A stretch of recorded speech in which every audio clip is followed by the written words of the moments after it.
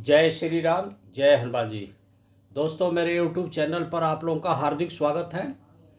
आप लोगों की सेवा में पब्लिक की तरफ से रिप्रेजेंट करने के लिए आई हैं अर्चना शर्मा जी। अर्चना शर्मा जी, आपका हमारे स्टूडियो में हार्दिक स्वागत है। गुरुजी प्रणाम। एक पेशे से एक टीचर हैं और बहुत अच्छी टीचर हैं। इनकी नेम एंड फेम काफ़ी फेमस है और सोशल वर्कर्स भी हैं। सनातन धर्म के प्रति इनकी गहरी रुझान है, लेकिन ये हनुमान जी की पूजा के मामले में इनको कुछ कन्फ्यूजन है।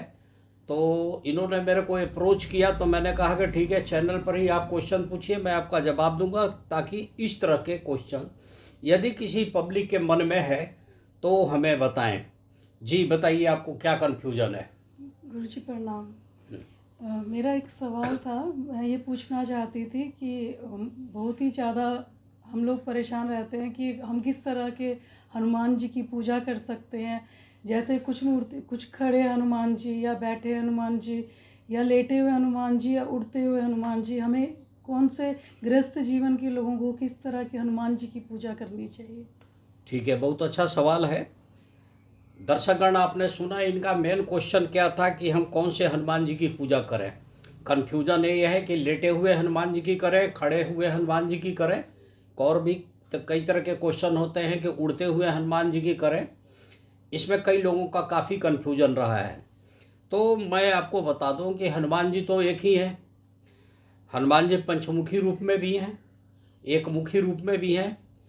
उड़ते हुए हनुमान जी की तस्वीर, वाहन का मामला हो, गाड़ी घोड़ा के मामला हो, उसमें हम लोग प्रयोग करते हैं। विदेश गमन का मामला हो, विदेश यात्रा का मामला हो, तो उड़ते हुए हनुमान जी की पूजा करते हैं। लॉन्ग जंप मारनी हो तो हनुमान जी की पूजा करते हैं उड़ते हुए की। जी अब रह गई कि बैठे हुए हनुमान जी की पूजा जो है, एकाग्रता के लिए, कंसंट्रेशन के लिए, एक जगह बैठ के ध्यान करने के लिए या स्टूडेंट के लिए ज़्यादा अच्छा होता है।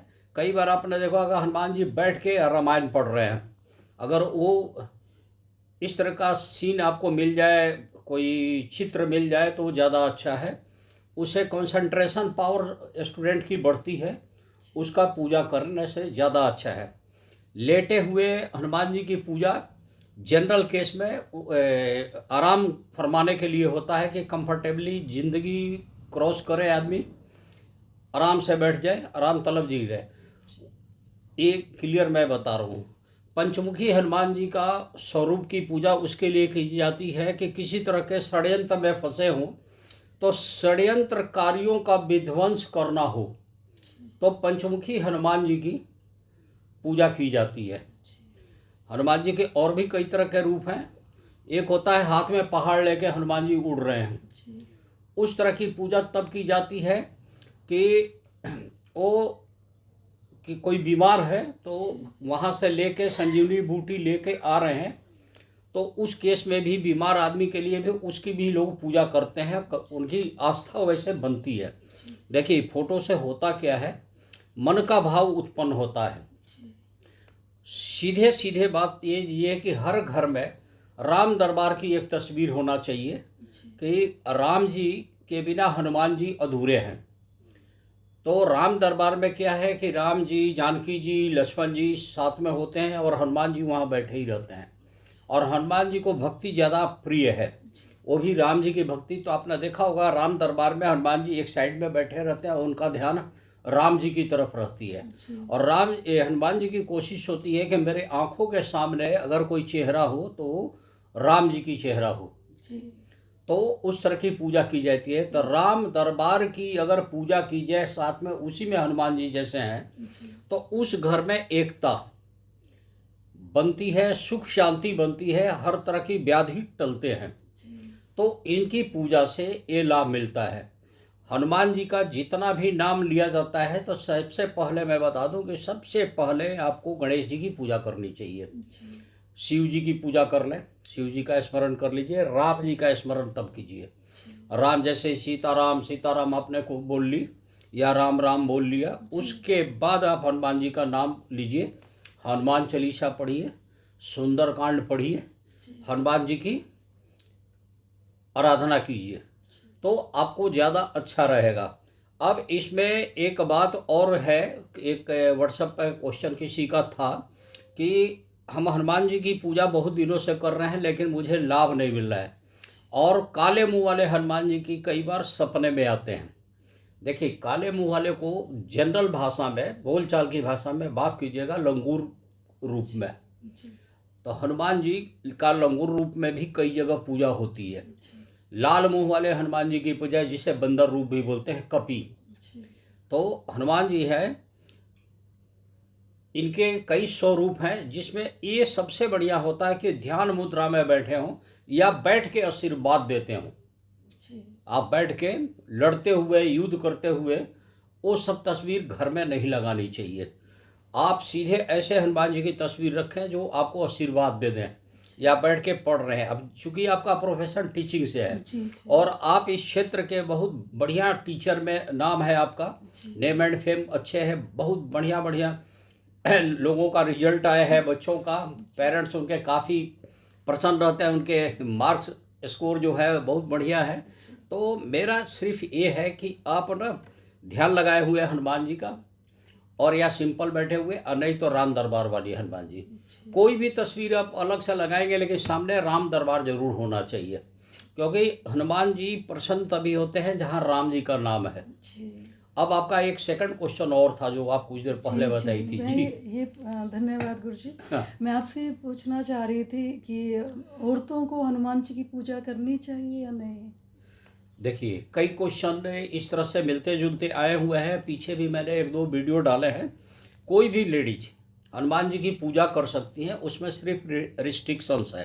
जी हनुमान जी सबसे ज़्यादा पाक साफ देवता है। जी हनुमान जी नहीं चाहते हैं कि कोई भी लेडीज हमारे बॉडी को टच करे, जी यानी उनके विग्रह यानी मूर्ति या उनकी तस्वीर की सफाई आप करो या टच करो। जी हनुमान जी के लिए चौकी बिछाना, आसन बिछाना उन्हें पसंद नहीं है। जी हनुमान जी के गले में माला डालना लेडीज के लिए अच्छा नहीं मानते हैं। जी हनुमान जी नहीं चाहते हैं कि मेरे चरण आप छुएं, जी मैंने हनुमान जी नहीं चाहते ठीक हैं। है। प्लस कुछ शुद्धता के हिसाब से भी लेडीज को अशुद्ध अवस्था में हनुमान जी के किसी भी देवी देवता के मंदिर में नहीं जाना चाहिए, दूर दूर रहना चाहिए। जी हनुमान जी अपने माता को ज़्यादा प्यार करते हैं, अंजनी माता को। जी तो ऐसा नहीं है कि लेडीज से उनको नफरत है। जी तो हनुमान जी को कभी भी आप आसन नहीं देंगे।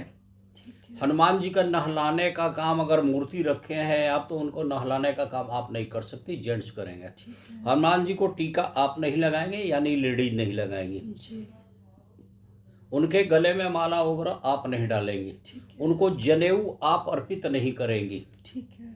उनके बैठने के लिए आसन वगैरह नहीं देना है। ठीक वो सब किसी और से करा लीजिए, किसी जी। जेंट से करा लीजिए या मंदिर के पंडित जी से करा लीजिए।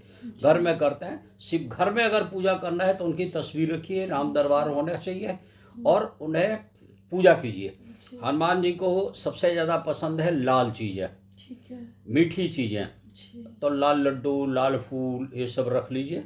ठीक है। और हनुमान जी को एक नहीं अनेकों मंत्र हैं। जी ओम नमो हनुमंते रुद्रावताराय सर्व शत्रु संहरणाय सर्व रोगा हराय सर्व वशीकरणाय रामदूताय स्वाहा। जी अगर ये भी नहीं है तो श्री हनुमंते नमः बोल दीजिए।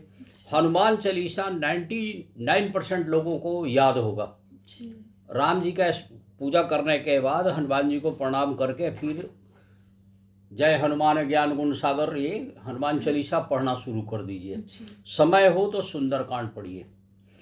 आपके स्टूडेंट सारे के सारे बहुत अच्छे जी रिजल्ट के साथ आए, आपका नेम एम फेम और बढ़े। जी तो हनुमान जी जो हैं अष्टसिद्धि नवनिधि के दाता है और बुद्धि के दाता है।